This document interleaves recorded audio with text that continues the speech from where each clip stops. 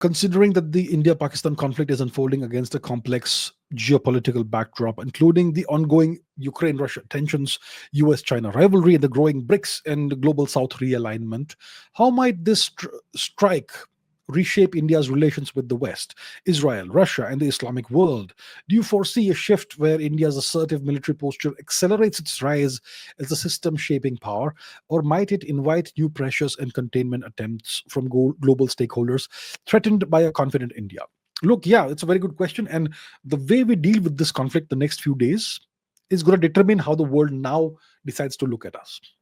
We have the chance of completely reformulating or reshaping the way the world sees us. Thus far, the world sees India as a passive nation. When the Chinese Global Times makes a cartoon of India, they draw India as this fat, sleepy elephant. We have tigers as well in the country. We are the world's number one tiger nation. We have the most tigers of any nation in the world. So, but we are not depicted as a tiger. We are depicted as an elephant because we are a slow, lethargic, slow-moving nation, and we are a passive nation. We have been a punching bag, a soft state thus far. So the elephant is that kind of, kind of to some extent embodies those qualities. We have to now show the tiger aspect of India. So if we deal with Pakistan appropriately in this current war that we are embroiled in, if we decisively defeat them militarily and politically, then the world will have to see India in a new light. They will have no choice but to look at India in a new light, and then things will then India will be able to leverage that in a multiplicity of ways.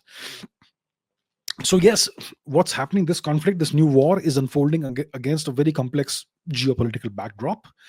Uh, the West has always wanted to keep India down, to put India in its place, to not allow India to stray off the reservation, or they want India to stay in its lane.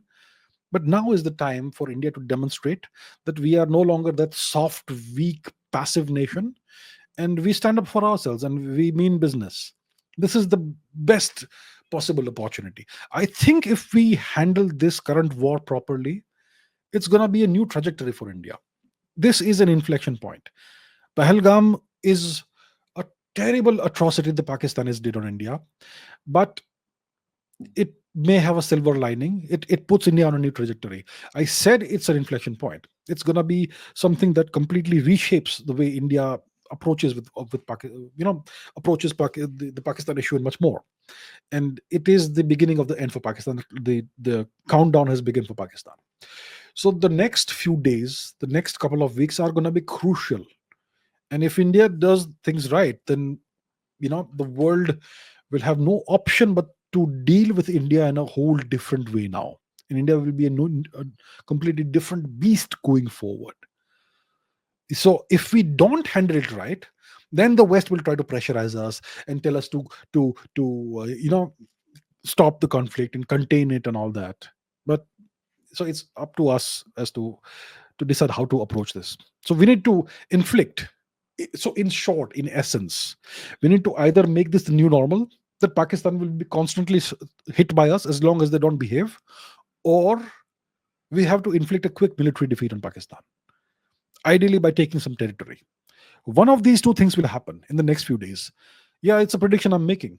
One of these two things will happen in the next few days. Either this becomes the new normal and Pakistan becomes like Gaza for Israel. So the way Gaza is for Israel, Pakistan will be for India. Every time they do something like a terrorist strike, we're going to hit them multiple times and hit them hard. And this will be an ongoing process, perhaps.